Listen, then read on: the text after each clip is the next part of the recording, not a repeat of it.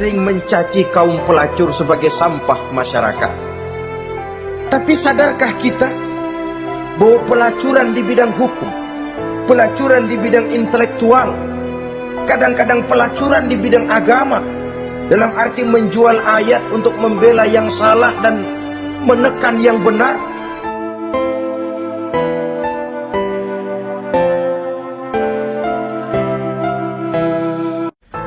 diriwayatkan dari Wahab bin Munabbih bahwa pada satu hari iblis diperintahkan oleh Allah untuk datang kepada baginda Rasulullah sallallahu alaihi wasallam dan menjawab segala pertanyaan yang diajukan oleh baginda Nabi. Datang iblis dalam bentuk orang tua pakai tongkat. Jadi iblis itu bisa malih warna, dia termasuk jenis makhluk halus toh, seperti halnya jin dan malaikat, itu bisa malih warna sesuai dengan yang mereka kehendaki. Ketika datang, baginda Nabi bertanya, "Man anta?" Siapa kamu? Dia jawab, "Ana iblis." Saya iblis. Jujur. "Limadza ji'ta?" Mau apa kamu datang kemari? Kata baginda Nabi.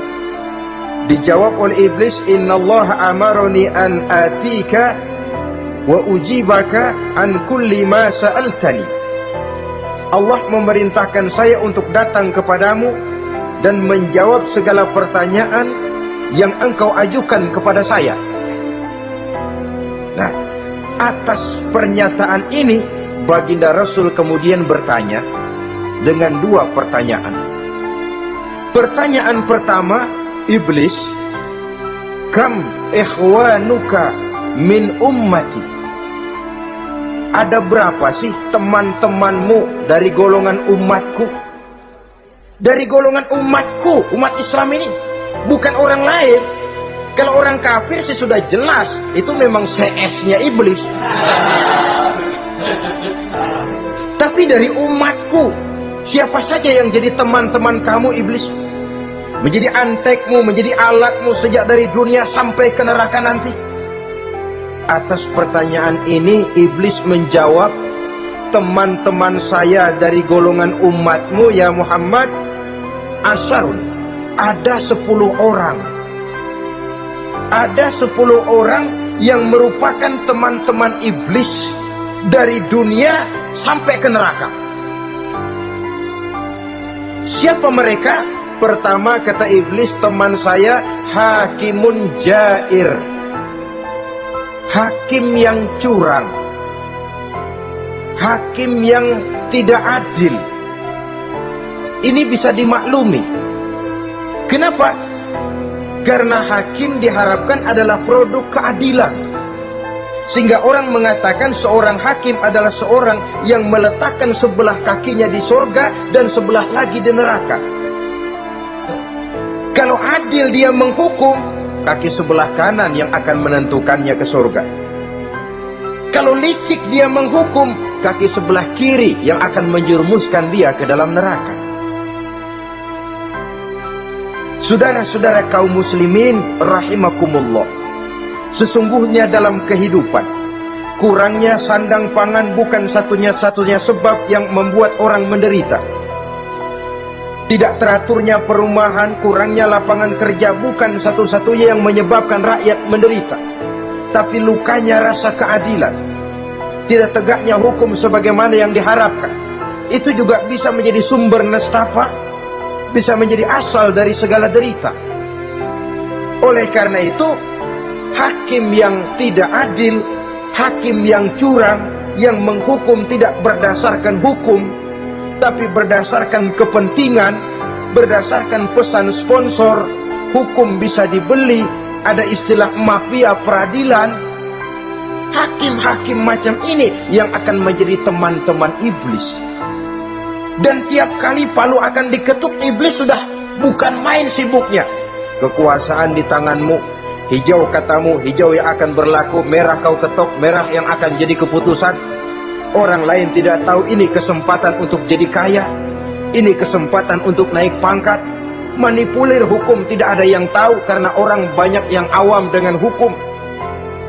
Saudara-saudara kaum muslimin, kalau hukum sudah bisa dibeli, atau kalau hukum cuma untuk orang-orang kecil saja, ada kelompok-kelompok yang kebal hukum, maka akan timbullah kiamat di masyarakat, di mana yang kuat makin kuat, yang lemah selalu menjadi mangsa. Oleh karenanya, hakim yang serong, hakim yang durjana merupakan teman-teman setan, merupakan teman-teman iblis dari dunia sampai ke neraka nanti. Ini yang pertama. Oleh karenanya, pada dasarnya setiap kita adalah hakim untuk keluarga. Dalam pergaulan hendaklah adil di dalam memutuskan segala sesuatu. Lebih-lebih hakim yang memang menjadi pengayom masyarakat. Bukankah lambang para hakim digambarkan dalam bentuk neraca yang berimbang, tidak berat ke kiri, tidak juga berat ke kanan, dalam arti objektif memberikan keputusan sesuai dengan hukum, sehingga masyarakat terlindungi. Dan hakim yang adil secara praktis adalah musuh daripada setan. Dimanapun setan dan iblis paling gak demen sama hakim yang adil. Itu merupakan musuh besar bagi setan, yang menyalahkan yang salah, membenarkan yang benar, walaupun yang salah orang besar, yang benar orang kecil. Dan kita memang oleh baginda Nabi diajarkan satu doa, Allahumma arinal haqqa haqqa warzuqna tibaa. Ya Allah, perlihatkan kepada kami bahwa yang benar itu benar.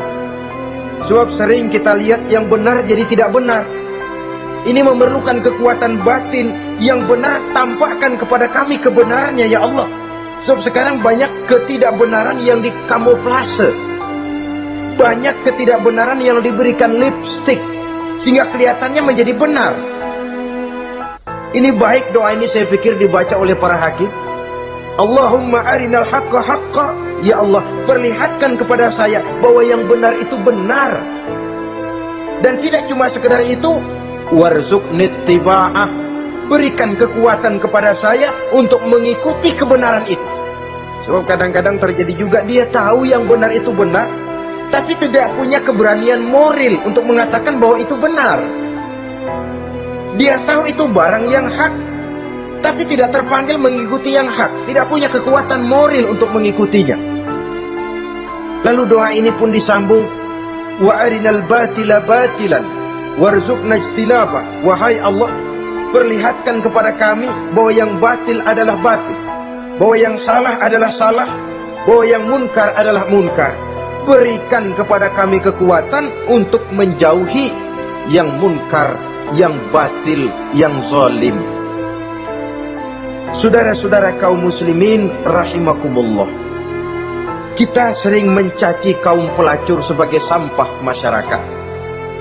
Tapi sadarkah kita bahwa pelacuran di bidang hukum, pelacuran di bidang intelektual, kadang-kadang pelacuran di bidang agama, dalam arti menjual ayat untuk membela yang salah dan menekan yang benar, ini juga tidak kalah bahayanya dengan prostitusi, pelacur-pelacur yang kita anggap sebagai sampah daripada kehidupan masyarakat itu. Oleh karenanya, maka hakim yang adil merupakan musuh utama daripada iblis dan setan. Mereka akan sibuk sekali kalau seorang hakim sudah berketetapan untuk melahirkan keputusan hukum yang seadil-adilnya. Ini yang pertama, teman setan adalah hakim yang nyeleweng, yang tidak adil. Yang kedua, teman saya, kata iblis, ghaniyun mutakabbir, orang kaya yang sombong. Orang kaya sombong itu teman setan. Orang miskin sombong itu lebih teman lagi tuh. Sebab ini sudah kelewatan. Kalau orang kaya sombong barangkali ya, barangkali masih lumayan lah, memang kaya. Tapi kalau sudah miskin sombong, minta ampun. Orang kaya yang sombong adalah musuh iblis. Sebab pada hakikatnya tidak ada yang kaya dalam kehidupan ini kalau sudah bercermin kepada apa sih yang kita punya. Nabi Sulaiman karena merasa menguasai antara masyrik dan maghrib, satu hari pernah mohon izin kepada Allah. Ya Allah, saya mohon izin kepadamu untuk memberikan makan kepada seluruh makhluk-makhlukmu sekedar satu hari saja. Baik. Satu hari Nabi Sulaiman mau menjamin menanggung makannya semua makhluk. Karena merasa kaya. Baik, kata Allah.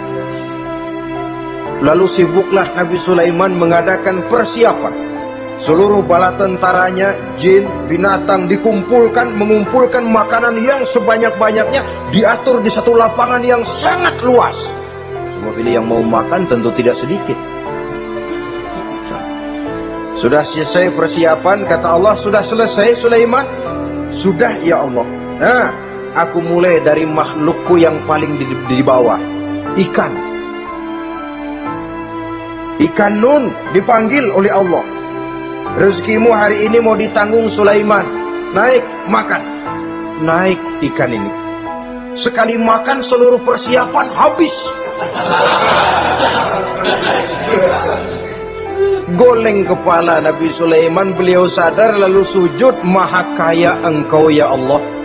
Boro-boro nanggung makanan semua makhluk hidup sehari, ikan satu nggak keurusan. Ini baru sekali makan, bagaimana nambahnya?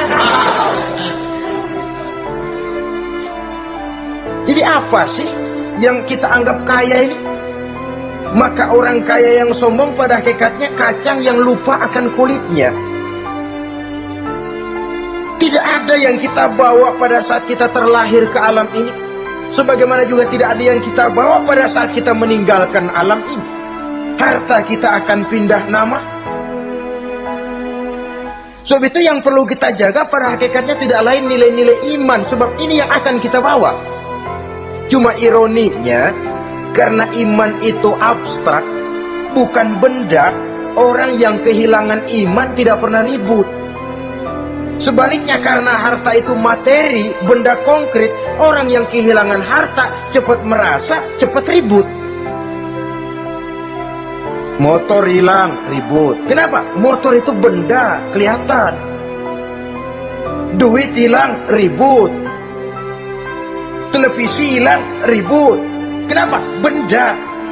Tapi kalau iman yang hilang, wah kelihatannya tenang-tenang saja, Pak.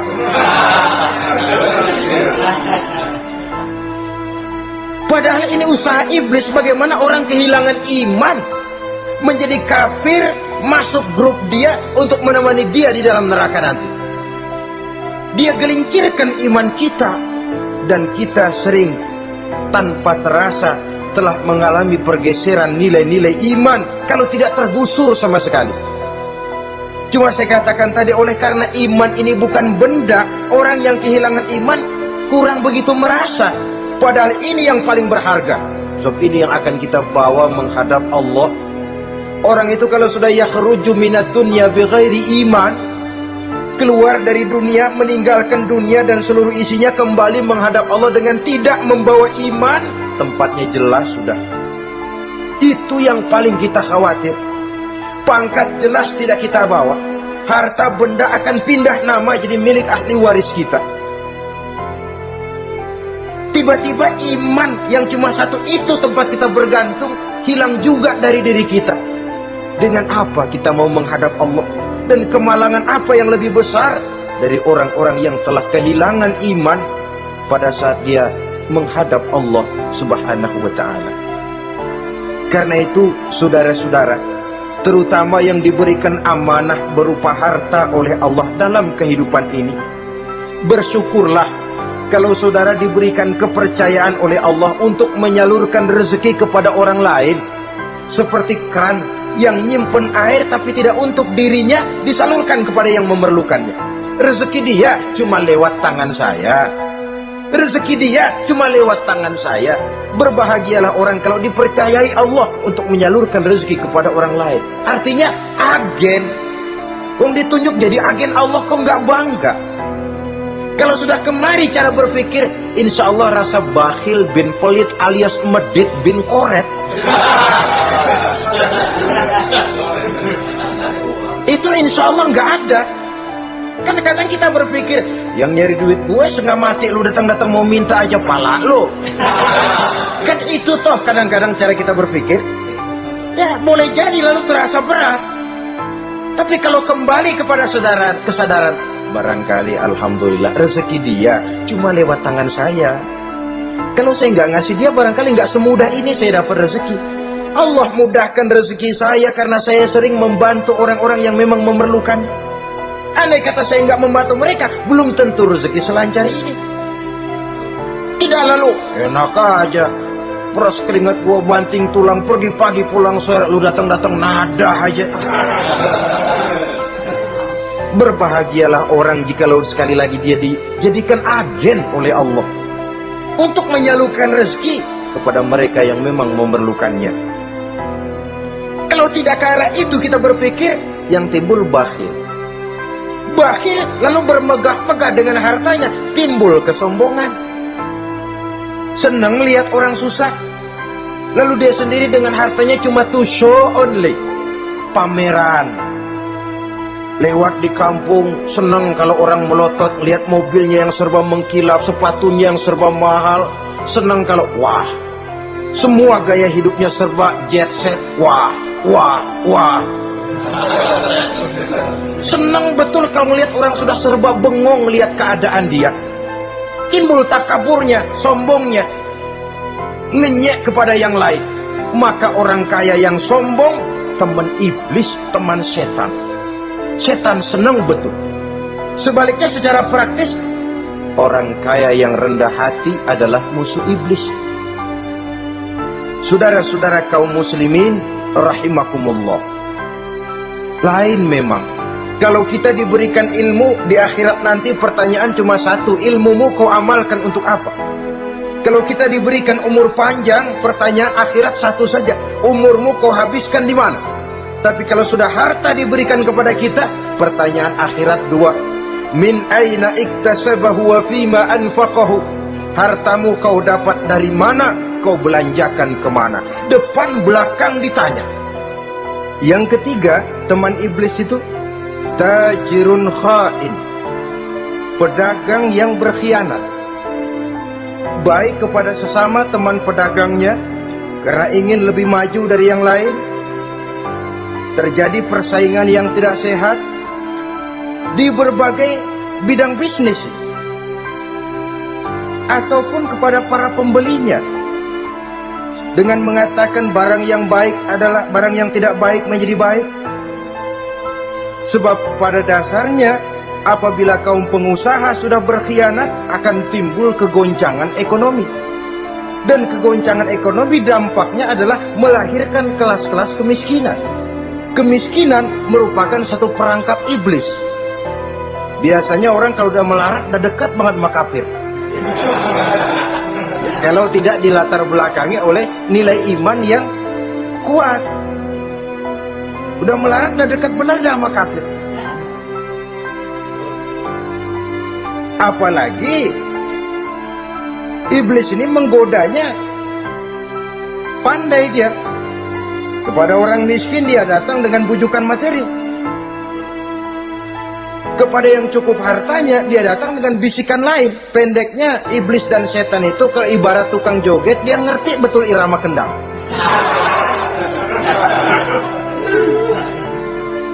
Di mana kelemahan orang itu dia selidiki, dia pelajari, dari arah situ dia masuk. Dan secara strategi perang, iblis dan setan ini posisinya memang lebih menguntungkan daripada kita. Kenapa? Dia melihat kita, kita mah nggak lihat dia. Dia bisa pelajari kebiasaan dan kecenderungan kita. Kita nggak tahu kadang-kadang kelemahan kita. Dari arah itu dia masuk. Posisi dan strateginya lebih menguntungkan daripada kita. Inilah saja yang dapat kita sampaikan pada pertemuan kali ini. Mudah-mudahan ada manfaatnya. Terima kasih dan mohon maaf. Usikum wa nafsi bitaqwallah. Wassalamualaikum warahmatullahi wabarakatuh.